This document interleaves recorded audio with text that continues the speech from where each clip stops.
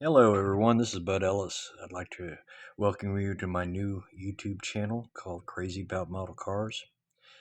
I'll tell you a little bit about myself. I'm 58 years old. Well, 57. I'll be 58 in October. Uh, now, the first model car that I ever saw was in 1975. Now, my dad had a red 53 Ford pickup truck that was sitting out in the driveway. He had this big dream that he was going to restore it. It was all rusty and parts are falling off of it and everything. And he took me down to the hobby shop. It was a Hobby Lobby, I think, back then. Hobby Haven, I think. Well, anyway, we was into AFX cars and slot cars and things like that. So we went down to the hobby shop, and on the shelf they had several model cars. Now, my dad had this idea that he'd buy a model of that 53 Ford pickup truck. And what he picked out was the AMT version. It was yellow gold on the box, and he brought that model home. And me and my dad sat there at the kitchen table and I watched him build a model car. Now, to me, I was just totally mesmerized over it. I thought it was so cool that how me and my dad could be sitting there at the kitchen table and me watching him build it. He painted it and everything, and it sat on the shelf. And he said he'd bust my butt if I ever touched it or played with it or anything. So, for hours upon hours, I'd sit there and I'd stare at that truck. I was so totally enthused over it. I thought it was so cool. Now, I had my share of Hot Wheel cars and Tonka trucks and things like that, but model cars, man, I was just crazy about that. So that next summer, it was the summer of 1976. I was 8 years old, and I was staying with my grandmother. Now, it was a bicentennial year. Everybody got into the party. I mean, 4th of July weekend. I mean, we had red, white, blue clothes. We had barbecue. The cars were cool. The music was cool, and everybody got into the party. And my grandmother had taken me down to the local TG&Y store, and on the shelf they had a Revell 1957 Nomad. Now, this is the gold one with the flames on it, sitting on a beach. And to a kid from a small town in the Midwest and California dreaming and everything, I was just totally mesmerized by this model. I had to have it. So I begged her, I said, Grandma, can I have that model? And she says, well, you need to earn it. You need to save your money. So okay, so we went back home and I mowed the yards. I collected bottles and everything to make money. And about a week later, she took me back down to the store. And I bought that model and brought it home. Didn't have any paint or anything. I think the model, I think it was like $1.98 with a little tube of airplane glue. I still remember the smell of that stuff. It was all stringy and everything. And uh, I didn't buy any paint. I was only 8 years old. I didn't know anything about painting, but at first the instructions was kind of overwhelming for me, for an 8-year-old kid. But I got that model together, and I I glued the door shut on it. I mean, I didn't know how the hinges worked or anything like that, but I played down on the floor with my other cars. From that point on, I was hooked. Uh, that year or that summer, I mowed yards and did everything I could to make more money so I could buy more models. Now, I bought every model in that series. There was a 55 Chevy hardtop. There was a 57 Chevy hardtop, a 56 Post. Uh, I mean, thanks to Revell and my dad, I was hooked. So from that point on, I just kept building. I kept building. Now, I had my share of times where I blew them up with fireworks and firecrackers and, caught them on fire and everything else, but I just kept building. And later on in the 80s, during my teenage years, you might have known somebody that you went to school with or somebody knew down the street that built models. And not a lot of people talked about it, but there was a few, and uh, kept building models. And at the library that time, there was a book on model cars, and I checked that book out, and I don't even think I even took it back. I was so enthused and hooked on all the information I could get about these model cars. You know, Now the summer of '78, Street Rodder magazine had some model car It's called the Model Car Corner, Modeler's Corner, and Dave Bill was an artist. I can't remember the guy's name that did the articles, but in those magazines they had information about other people, other people that were building models, and it talked about all kinds of different things from how they'd put spark plug wires and fuel lines and everything, and put little oil inside the motors with a dipstick, and opening them doors and everything. I was just wow! I couldn't believe that there were other people out there that were building these things. So, I kept buying models, kept building them, and later started painting them and everything, and started getting serious about this. And uh,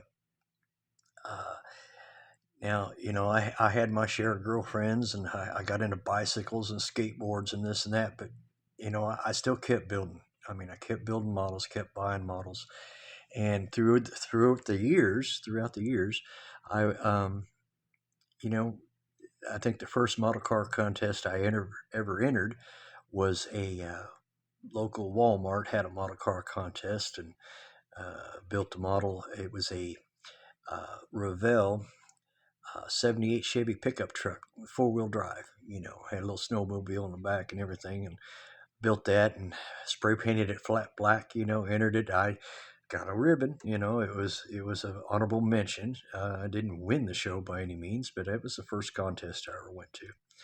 Uh, and it got me excited about contests. So about 1984, 85, the first Scale Auto magazine I ever saw.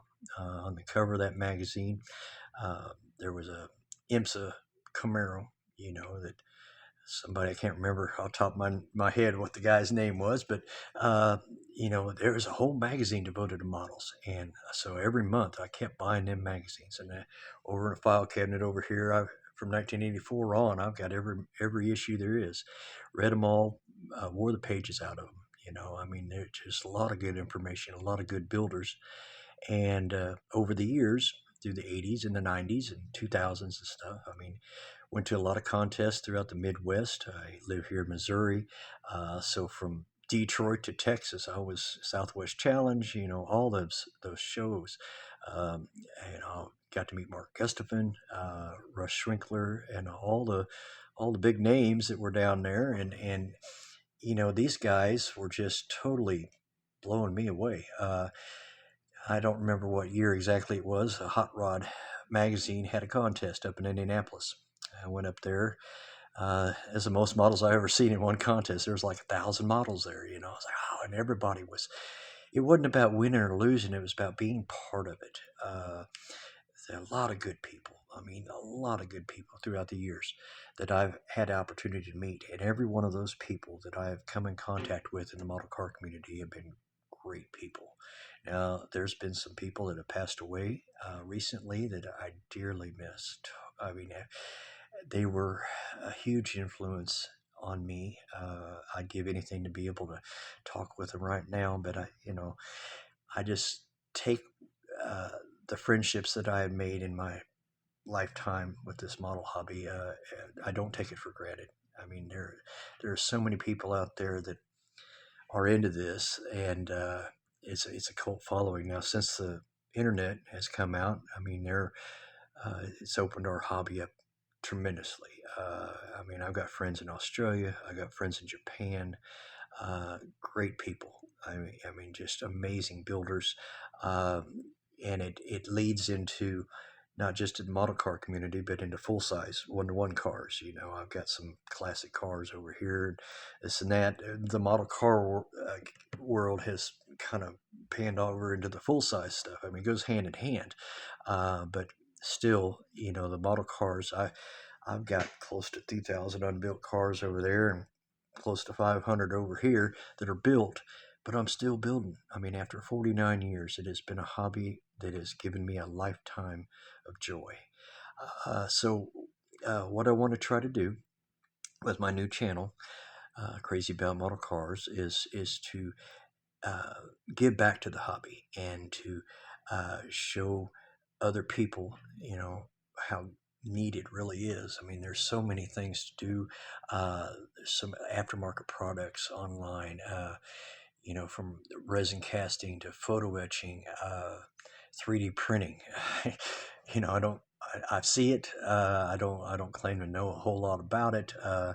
It's amazing that there are people out there that are able to have the equipment to do it, but the knowledge.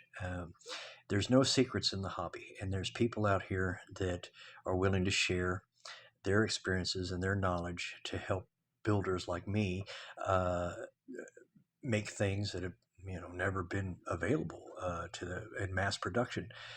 So the hobby itself, I don't claim to be the best out there. I mean, there are people that are way better than me, and but what I want to try to do is create this channel to show a few things that I do know. I mean, the channel's not going to be about me, it's going to be about the hobby. Some of these how-tos, from the basics to the scratch building and things like that. I mean, there's no right or wrong way to build a model. You just have fun with it. It's a hobby that everybody is at a different level, and we're all striving to build a better model. You have one that's done, and then the next one you want to do a little bit better, and then a little bit better. Contests and all are great. It's not about winning the trophy, it's about the camaraderie and the people that you meet. Uh, these organizations, groups, and clubs throughout the country, worldwide even, they all get together and they have these contests. And if you win an award, great, but it's not. It's not about the trophy itself. It's about the sharing of the knowledge and the fun that you have with it. So I hope that you.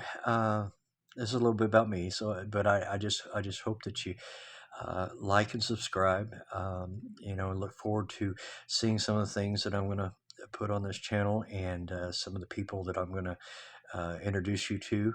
Hopefully, be able to have a good time with it, and hopefully help some people in the hobby. It's my way of giving back. So like and subscribe. Remember, crazy about models, and I appreciate you watching. Thanks. Bye.